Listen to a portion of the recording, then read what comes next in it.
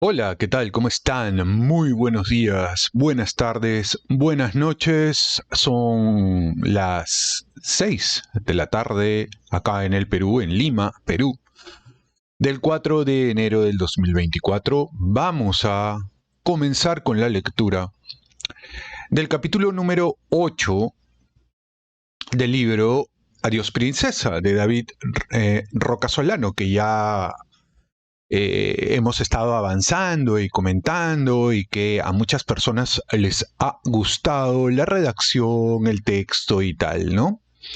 Así que yo los invito a que en este punto lean conmigo si es que pueden y en todo caso que me acompañen a través de la lectura para conocer un poco más de estos detalles. Ya saben, este capítulo se llama El verdadero rostro de un rey.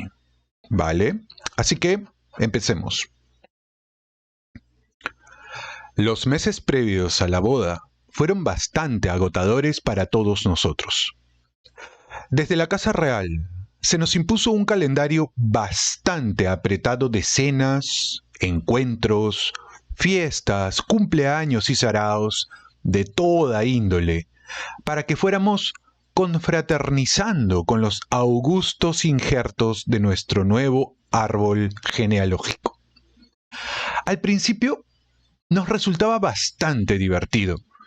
Era un mundo nuevo e insospechable, pero con el tiempo, Patricia y yo nos fuimos hartando un poco de tanto jaleo palaciego porque Palacio no es precisamente el lugar adecuado para liberar tu espontaneidad y pasar un buen rato. A Antonio Vigo y a Erika les ocurría lo mismo que a nosotros. Lo comentamos varias veces y también comentamos, siempre en petit comité, que en ese sentido estábamos solos y no convenía hablar mucho de ello con los demás, porque al resto de la familia aquellos saraos les fascinaban. Leticia controlaba férreamente la situación con admoniciones constantes y rigurosa supervisión, sobre todo de los atuendos femeninos. La prensa española, siempre tan centrada en asuntos trascendentes, había criticado en repetidas ocasiones los inadecuados atavíos de los Ortiz Roca Solano en actos públicos o privados. Por ejemplo, en la boda de mi hermana, Abigail, que se había celebrado el 8 de marzo de aquel año en Bobadilla del Monte. Aquella boda fue un circo desde el principio. En primer lugar, porque mi hermana Abigail se negaba a invitar a Leticia. Nunca se han soportado. Leticia siempre la trató con unos aires de superioridad cuyo motivo nunca alcancé a comprender. Ni siquiera la invitó a la fiesta de pedida de mano. Así que el desdén de mi hermana estaba perfectamente justificado. En principio, no había ningún problema. Leticia tampoco quería asistir a la boda de Abigail. Sus enfrentamientos a veces habían llegado a alcanzar tintes cómicos. En una no muy lejana cena navideña, Abigail llegó a justificar la exclusión de Leticia en la mesa, alegando la extravagante y absurda excusa de que no tenía suficientes sillas. Sin embargo, Leticia cambió de parecer el día antes de la boda de Abigail. La familia recibió una llamada de palacio anunciando que Su Alteza el Príncipe Felipe y su prometida acudirían al enlace. El cambio de planes de Leticia molestó profundamente, y más en la víspera. No solo imponía aparatosos cambios organizativos en una boda modesta de pueblo, Palacio exigía además un lugar distinguido junto al altar y muy cerca de los contrayentes. ¿Lo hizo Leticia para humillar a mi hermana? No lo sé, pero le salió el tiro por la culata. Su presencia atrajo a docenas de periodistas que después, en sus crónicas, hicieron escarnio descarnado de los familiares de la futura princesa. Se mofaron de nuestra forma de vestir, de los escasos dientes que lucen nuestras abuelas, del menú, del restaurante, de la orquesta, incluso, para demérito de la grandeza de España, se regodearon en el hecho de que Felipe, como un paleto asturiano más, comiera langostinos congelados con la mano. Una vergüenza nacional. Otra invención periodística, por trivial que sea. Felipe no comió langostinos. Yo estaba a su lado. Después, leyendo aquellas crónicas hirientes, yo me regodeaba pensando cómo serían las bodas de aquellos periodistas que tanto se rieron a nuestra costa. Yo solo vi allí a plumillas y fotógrafos que no llegarían a los 1.000 euros al mes y que, si no comían los langostinos con la mano, es porque no les llegaba el sueldo ni para comprarlos congelados. Esos eran nuestros árbitros de la elegancia. El caso es que, si nosotros nos reíamos de todo aquello con mayor o menor distancia, a Leticia aquellas críticas la sacaban de quicio, la enervaban hasta la histeria, la desencajaban. Por eso, quizá su pertinaz empeño en que asistiéramos una y otra vez a saraos palaciegos, para que observáramos y nos instruyéramos cómo hacía ella, para que nos quitáramos el pelo de la dehesa y aprendiéramos a comportarnos conforme a nuestra recién adquirida dignidad. Recuerdo una cena en palacio con una metedura de pata especialmente gloriosa por parte de Chus. Leticia casi fallece. Fue pocas semanas antes de la boda. Había fútbol en televisión. No recuerdo qué trascendental partido del Valencia. Yo soy muy futbolero y asumí la orden de aceptar la amable invitación con cierta aspereza. Ya digo que empezábamos a cansarnos de aquel circo. A mí me tocó en aquella ocasión sentarme al lado de Sofía, lo cual es un suplicio porque no sabes de qué hablarle. Cierto que es una persona encantadora, amable y correcta, pero su mundo y el mío están tan distantes como las biografías de un pez abisal y de un albatros. En Palacio la cocina es como mucho correcta, y a esto hay que añadir la incomodidad de vestir traje y corbata, permanecer muy correcto en la silla, no hacer sopas con el pan y no equivocarse de cubierto. Además, íbamos de eso bien advertidos por nuestra maternal Leticia, hay que comérselo todo, aunque no tengas hambre, te encuentres mal o te repugne una carne demasiado cruda. La conversación discurría por los derroteros habituales. Anécdotas de niños, insulsas historias de sociedad, preguntas retóricas sobre cómo te va en el trabajo. Y en esto entró un sirviente con un teléfono y se acercó discretamente a Juan Carlos. Majestad, es para usted, y añadió algo al oído del rey que no pudimos escuchar. Se hizo el silencio en el salón, no fuera a ser que la llamada anunciara otra toma del Congreso por parte de un sargento de la Guardia Civil, y distrajéramos con nuestras palabras la adopción de una decisión fulminante. Como debió suceder el 23F, día en que nuestro rey apenas tardó 8 horas en repudiar el intento de golpe de Estado. Hombre, ¿cómo estás? Por el tono de su majestad dedujimos enseguida que no había asonada militar. Vaya partido habéis hecho. Vaya partido. Que lo he estado viendo y me alegro muchísimo. Venga, Paco, un saludo, enhorabuena. Colegí que el Valencia había ganado, que quien llamaba era el presidente del equipo Che, y que nuestro rey es un poco hipócrita ya que no habíamos visto el partido. La conversación se reanudó con normalidad. No sé quién rompió el guión de las buenas formas y maneras y se empezó a tratar el tema del periodismo y de los periodistas. En el transcurso de la conversación, como siempre, nos faltó alguna puya chusca de Juan Carlos hacia Jaime Peñafiel, el periodista que cobra por lo que calla, según él mismo se define. Leticia permaneció en silencio a pesar de ser, junto a Chus, la única del gremio presente en la mesa. Todo transcurrió sin deslices hasta que Chus, que intentaba aquella noche dárselas de hombre culto, trascendente y de Estado, torció la cabeza hacia Juan Carlos y le preguntó: ¿y qué le pareció el negocio de la libertad, Majestad? El de Jesús Cacho es un tema delicado. El silencio se hizo espeso y a Leticia se le abrieron enormemente los ojos. El negocio de la libertad. Una investigación del periodista Jesús Cacho, publicada en el 2000, por esta misma editorial, todavía escocía en Palacio. Yo la había leído en la fecha de su publicación y me sorprendió por su valentía, por su rigor investigador. Por primera vez que yo conociera a un periodista, se atrevía a denunciar sin tapujos los negocietes de Juan Carlos. Los 100 millones desaparecidos de Quío, que, según Javier de la Rosa, fueron a parar a la buchaca real. Los manejos cuasi mafiosos del, aunque manco, brazo derecho del rey Manuel Prado y Colón de Carvajal. Las amistades peligrosas con Mario Conde o las sombrías piruetas económicas de Sabino Fernández Campos en beneficio de su majestad.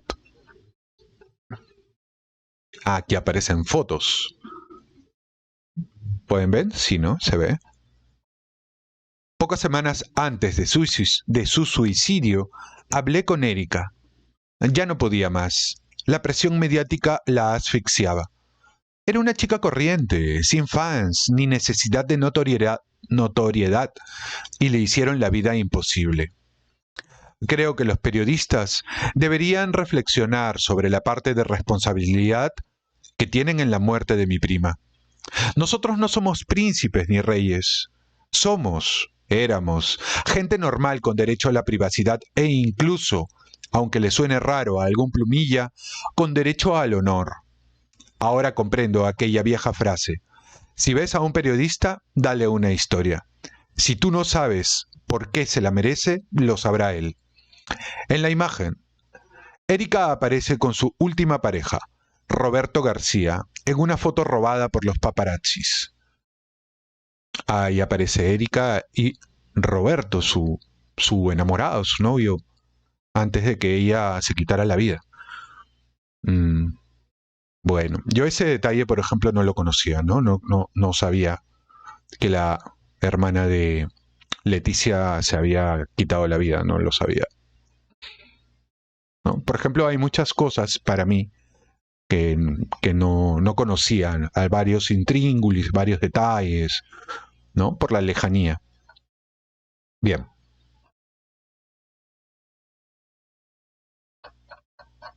Esta es otra fotografía más que comparte David Rocasolano.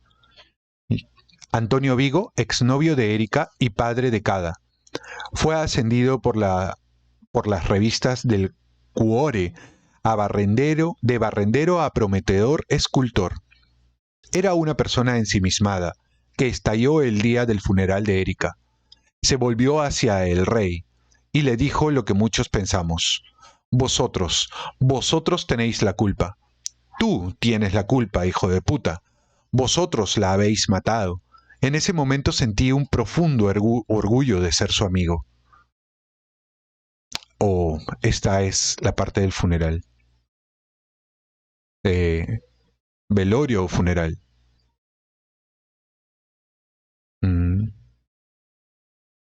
Tras el bochorno que sintió Juan Carlos cuando Antonio Vigo le acusó en el funeral de ser el responsable de la muerte de Erika, Leticia se arrodilló a sus pies. El rey tardó en reaccionar y le regaló a Chus una mueca bastante despectiva. Sí, arrastró las palabras. Lo de Jesús Cacho. Menudas 2 hostias le daba yo al Jesús Cacho ese si se me pusiera delante. El tono de la respuesta inspiró una carcajada general. Yo me limité a sonreír mientras pensaba: Creo que las 2 hostias ya te las has llevado tú. Antes de que se las des tú, ya te las ha dado él con el libro. La reprimenda posterior de Leticia a su padre por sacar a colación el affair Cacho debió ser de órdago. Lo de la libertad de expresión estaba muy bien cuando éramos periodistas, pero ahora, como diría mi abuelo, tenemos que salvaguardar nuestros intereses. Me hubiera encantado conocer los argumentos que Leticia aportó para reprender a su padre aquella noche. Hubieran quedado divinos para rematar su perfil de periodista en este libro.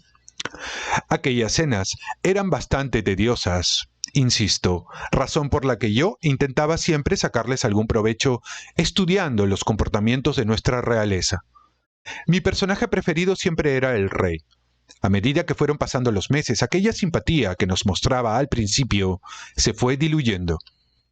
En las reuniones, muchas veces, se mostraba silencioso y huraño. Cuando se celebraba el cumpleaños de alguno de sus nietos, aparecía durante un rato para hacerse las fotos ante la prensa. Pero en cuanto los periodistas se largaban, el rey borraba la sonrisa y se esfumaba sin despedirse de nadie. Sofía es diferente. Su trato con nosotros, los plebeyos, es mucho más cercano que el de su marido. Sofía es próxima, atenta a todos los detalles. Conoce el nombre de tus hijos, su edad, su trabajo. Quizás sea una pose. A mí no me lo parece. Tal vez la diferencia estribe en que ella no gozó, como él, de una infancia y una juventud fáciles. Para quien no conozca la historia, la reina sufrió 2 exilios. El primero, de muy niña, durante la invasión alemana a Grecia en la Segunda Guerra Mundial. El segundo, en el 67, cuando la monarquía griega fue definitivamente derrocada. Sofía ha pasado hambre, ha vivido en ruinas y rodeada de ratas, ha servido como enfermera durante la guerra civil de su país. No se crió como Juan Carlos entre martinis blancos en Estoril y preceptores elegidos por Franco, y eso se nota. Como a Juan Carlos se le nota lo contrario. El rey no respeta nada ni a nadie. Vive para mayor gloria de su propia persona. Recuerdo otra de aquellas escenas, una de las últimas a las que asistí. Debió de celebrarse en 2008, poco antes de la separación de Elena y Marichalar. Ya se percibía que pasaba algo raro. Cada uno llegó por su lado. Creo recordar que durante la cena los duques de Lugo apenas dijeron palabra. Sí, recuerdo que Marichalar desapareció en algún momento sin decir nada y que Elena se quedó allí sola, ensimismada como siempre. A mí me tocó sentarme de nuevo al lado de Sofía. Este tipo de escenas, aunque sean de familia, no pueden considerarse como tales. No puedes levantarte a fumar un cigarro entre plato y plato, ni contar un chiste, ni equivocarte de tenedor, ni quitarte el zapato si te molesta, ni bostezar, aunque te apetezca a cada momento. Ni reírte demasiado, ni parecer demasiado serio, ni hacer otra cosa que cenar, estirar mucho la espalda y sonreír a cualquier chorrada. Un coñazo, en resumen. De lo único que se puede tratar en las comidas de palacio, sin parecer un patán, es de los niños. Los niños son el tema constante, recurrente, inevitable y casi único de conversación. Que si Froilán gateó hasta la piscina y casi se cae, que si Sofía le arrancó la cabeza al pato Donald, que si hay que tener cuidado con Leonor porque ha cogido la manía de intentar meter los dedos en los enchufes. Si no existieran los niños en las cenas de palacio, solo se podría hablar del tiempo, y el palacio parecería un inmenso ascensor. Pequeño y ligero pie de página acá. Si es un palacio, ¿por qué los enchufes no tienen estas tapas que tapan el enchufe para que la gente no meta la mano, ¿no? O sea, con tanto glamour, con tantos recursos, mínimo podrías tener eso, ¿no? Si es verdad este comentario. es que me ha llamado la atención. Continuemos. Las anécdotas de niños nos hacen gracia si las protagonizan a nuestros propios hijos, pero se convierten en petardazos cuando los protagonistas son los vástagos de los demás. En todo caso, hay que sonreír educadamente con cada chascarrillo infantil.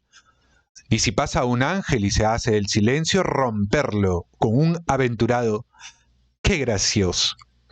Que será celebrado con nuevas risitas, las aburridas mecánicas de la hipocresía familiar, pero aquí elevadas a la enésima potencia. El único que parece eximido de estas cortesías bobas es el rey. El rey es un maleducado. El rey pasa de todo. He leído y escuchado en muchos sitios que Juan Carlos mantiene una relación poco cordial con Leticia, que se llevan mal, en resumen. Yo no lo percibí nunca así. El trato que el rey le dispensa a Leticia es parecido al que le ofrece a Sofía, a sus hijos o a sus nietos. En las numerosas ocasiones en las que los he observado, jamás he visto de Juan Carlos un gesto de cariño o afecto hacia su hijo, ni hacia nadie. Juan Carlos trata a todo el mundo por igual. No debe ser clasista, con una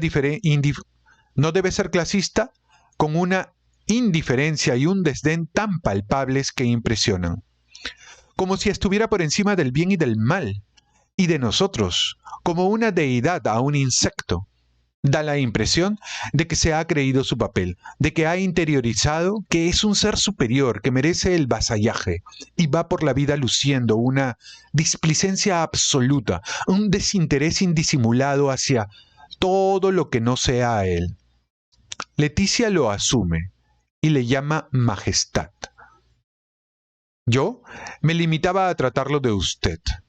Las palabras majestad o alteza me resultan malsonantes. En cuanto a mi familia, a veces me avergonzaba del exceso de vasallaje que mostraban.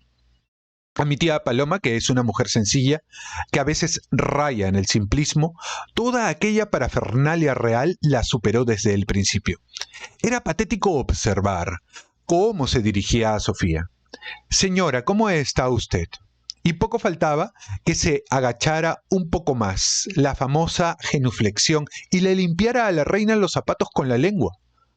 Lo de Leticia tratando de majestad a Juan Carlos incluso en la intimidad, a pesar de ser su suegro, no es tanto vasallaje como estrategia. No olvido que soy plebeya, parece comunicarle cada vez que pronuncia las 3 palabras. Es curioso que, en este país tan salamero con la realeza, nunca se haya destacado en libros o artículos la inteligencia de Juan Carlos, ni siquiera en momentos tan trascendentes como el intento de golpe del 23F. Se habla de su sentido de Estado, de su responsabilidad, de su campechanía, pero jamás de su inteligencia. Incluso sus biógrafos no pueden más que reconocer que el rey nunca fue aficionado al estudio ni a la gimnasia intelectual. Cuando era un adolescente en Estoril, en 1945, su precepto, Eugenio Vegas Latapie, llegó a recriminarle su precario esfuerzo intelectivo con estas palabras: por este camino nunca podrá ganarse la vida. Cierto es que, si no inteligencia, aquel Juan Carlos de 15 años sí demostró picardía para responderle a Latapie. Se escapó de palacio y se pasó el día recogiendo pelotas en las canchas de tenis de sus vecinos, que le agradecieron al futuro rey de España su entusiasmo servil con suculentas propinas. Juan Carlos tenía 15 años y aquella tarde arrojó a Latapie las monedas cobradas y le espetó: ¿tú creías que no me podía ganar la vida? Claro que sí. Pero evidentemente Juan Carlos no es una persona brillante. Nunca le he escuchado hablar en profundidad de ningún tema. Su discurso se limita al chascarrillo, a la ocurrencia banal. Por supuesto, es normal que nunca tratara asuntos de índole política delante de nosotros, pero jamás he visto al rey ni a cualquier otro miembro de la familia real con un libro en la mano. con excepción del día en que Leticia le regaló a Felipe la insustancial novelilla de Mariano José de Larra, El doncel de don Enrique el Doliente. Uno de los mitos más divertidos que ha aireado la prensa lacaya sobre mi prima es el de la voraz lectora. Mi prima no ha leído jamás otra cosa que periódicos, algún bestseller tipo Grisham o los libros que le obligaron a leer en el colegio y en la facultad. Durante el tiempo que yo trabajé en una conocida firma editorial, era frecuente que le regalara algún clásico ruso. Recuerdo Guerra y Paz o alguna reedición lujosa de literatura americana. Digo lujosa porque yo era consciente de que el libro iba a ir directamente como adorno a una estantería, ya que Leticia jamás la iba a arrebatar el impulso de leerlo. Me parece especialmente significativo de la desafección del monarca y su entorno a la literatura, el hecho de que recomendaran a Leticia regalar a Felipe el día de la petición de mano un ejemplar de El doncel de don Enrique el Doliente. Si Leticia periodista hubiera regalado a su prometido una selección de los exquisitos artículos de Mariano José de Larra, se hubiera comportado de manera digna y coherente. Pero regalar una obra menor, lloriqueante, literariamente prescindible y olvidable del cronista más influyente de la historia de España me parece un insulto para Larra y para toda la casta periodística. Se deberían de haber asesorado mejor. Otro de los mitos es el de los Ortiz Rocasolano multiculturales y conocedores de infinidad de lenguas. Cuando Leticia se fue a México a hacer aquel doctorado que nunca terminó, eligió el país por el idioma, ya que no tenía ni pajolera de inglés. Ella hubiera preferido Estados Unidos, sin duda. Lo mismo sucede con Thelma, que según las revistas habla con fluidez el inglés, el francés, el italiano y no sé si el suajili. No recuerdo cuántos idiomas le habrán atribuido a Erika. El caso es que tampoco puedo presumir de haber visto jamás a Juan Carlos con un libro en la mano. A los abogados nos gusta estudiar a la gente. Sin embargo, Juan Carlos para mí sigue siendo un folio en blanco. Quizá porque le enseñaron que un hombre solo puede sostener la ficción de rey si se convierte en un enigma. El caso de Sofía es diferente. En Sofía se palpa cierta humanidad, cierta cercanía, porque Sofía, al contrario de Juan Carlos, no siempre vivió entre algodones y tules. Ya lo he dicho antes. Yo no puedo decir que el rey sea una persona brillantísima. Se ha movido en un mundo delicadete, lujoso, facilón, ritualista. Eso se le nota. Pero a veces me daba la impresión de que ha decidido, desde hace muchos años, que su cabeza no tiene necesidad de sustentar nada más que la corona. Yo no soy monárquico, pero tampoco soy republicano. ¿Es que hay que ser algo? La monarquía es una institución obsoleta, absurda y anacrónica. El principio de consanguinidad no me vale. Yo soy abogado. ¿Mi hijo tiene que ser abogado? Pues no. He vivido años en Luxemburgo. He conocido la República Francesa. Y esos regímenes me parecen tan absurdos como la monarquía. La democracia es una distribución de los poderes fácticos y económicos diseñada como le sale de los huevos a los que tienen más. Pero al margen de todo eso, el rey no me gusta como persona. No me parece un tío fiable. Durante aquella cena tediosa, cuando terminó su plato, sin esperar a que acabaran los demás, Juan Carlos encendió un cohiba de 25 centímetros. Si una velada en palacio ya de por sí no es especialmente cómoda, se convierte en nauseabunda cuando se alinea con el humo espeso y grávido de un cohiba. Pero en palacio no está bien visto dejar los platos a medias. Así que seguí tragándome el pescado y las ganas de mandar al rey a fumarse el puro al Valle de los Caídos, que hay más aire libre. Las volutas de humo de un puro son menos volubles que las de un cigarrillo. Parecen tener una dirección muy definida, como las nubes de tormenta. Aquellas espirales de humo se dirigían, empecinadamente, no recuerdo si al Sorolla o al Velázquez que cuelga de la pared, pegándose al óleo y acariciándolo como acaricia un cáncer.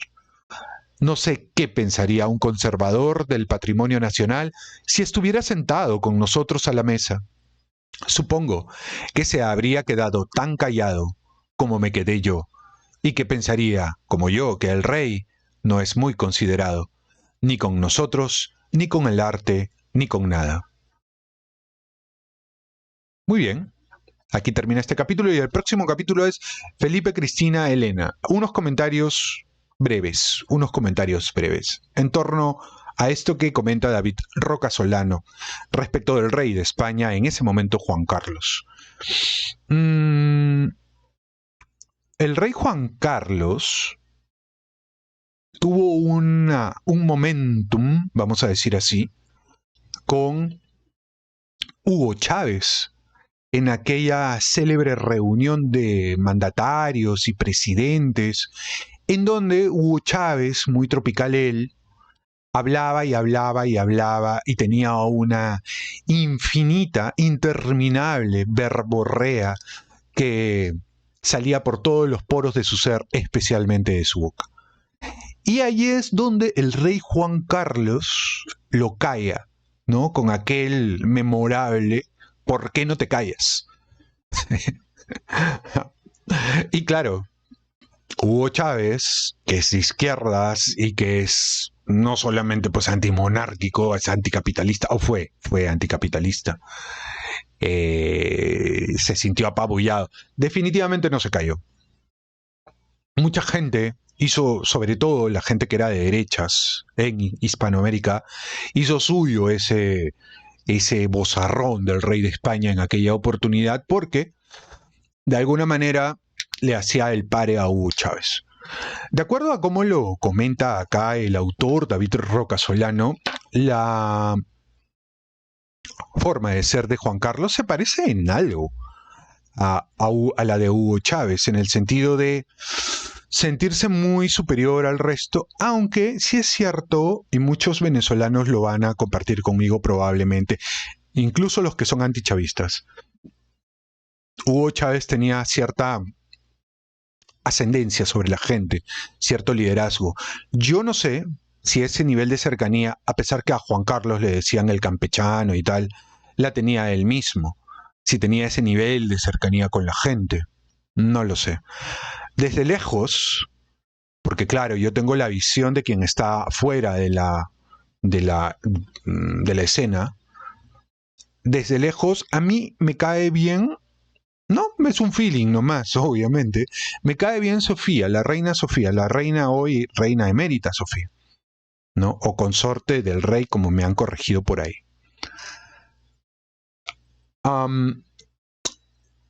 No sé, la veo buena. O sea, que mantiene su distancia, pero dentro de ese mantener su distancia, me parece buena persona. Es decir, es alguien que se puede preocupar por ti en algún momento o puede hacer algo si es que te pasa, si es que tienes una situación y bueno, están cerca. Es un feeling, nada más. Sí, me contaron una anécdota palaciega que alguien le preguntó, este profesor que yo tenía en este máster que les he comentado y que había trabajado para la Casa del Rey. No me acuerdo su apellido. No me acuerdo su apellido. Si no lo diría, no tengo ningún problema. Pero él contaba que en cierta ocasión un visitante, una persona X, se encontró con la reina Sofía y le preguntó de una manera muy espontánea, ¿no? Majestad o Alteza, qué sé yo. ¿Y cómo están sus hijas? Y ella, en un tono sí imperativo, a modo de corrección, tal vez no tan fraterna, le dijo, las infantas se encuentran bien. O sea, un poco como para mantener el nivel, ¿no? Para decir, mira, ¿sabes qué? Ubícate, ubícate. No sabes con quién estás hablando, ¿no? Si no sabes, te lo recuerdo. Y claro, es divertido. Es divertido para alguien que no está acostumbrado a ese tipo de protocolos, ¿no? Tan específicos y tan reales. Entonces, ¿ustedes qué piensan del rey Juan Carlos? Porque yo creo que él tiene una malísima imagen en España por todos los hechos que han sucedido y por los escándalos de corrupción en los que él ha estado envuelto. Hay que recordar que Mario Vargas Llosa, escritor peruano que ustedes probablemente deben conocer, fue nombrado marqués de Vargas Llosa, ¿no? Probablemente uno de los últimos marquesados que ha tenido un peruano de estos lares allá en España, ¿no? Más allá de todos los que hubo durante la época del virreinato. Pero acá, por ejemplo, David Roca Solano comenta de que Juan Carlos está medio peleado con la cultura y la literatura, y en general casi toda la Casa Real están peleados con aquello. No deberían, ¿no? Porque tanto acceso a la cultura que tienen, a la cultura y además la cultura viva, ¿no? Tangible de los monumentos y los cuadros y tal, y que no te interese la literatura, es una pena. Pero curiosamente Juan Carlos es quien le da a Vargas Llosa, a Mario Vargas Llosa, este marquesado. Entiendo que son amigos, supongo que algo hablarán de literatura, algo le comentará Mario sobre tal vez la historia del Perú y cosas de ese tipo, ¿no? ¿Qué sé yo? Yo no sé. Bueno, si han llegado hasta este punto, muchas gracias. Ya saben, regálenme un comentario, para bien o para mal. Regálenme un comentario, una crítica, una sugerencia, ¿no? Lo que ustedes consideren pertinente. Regálenme un like, que no cuesta nada, y suscríbanse, chicos y chicas. Suscríbanse al canal para poder seguir compartiendo con ustedes este y otro tipo de contenidos, y otro tipo de obras que siempre son tan interesantes conocer, por lo menos por cultura general. Nos vemos en el siguiente video conmigo. Hasta la próxima y paz y bien.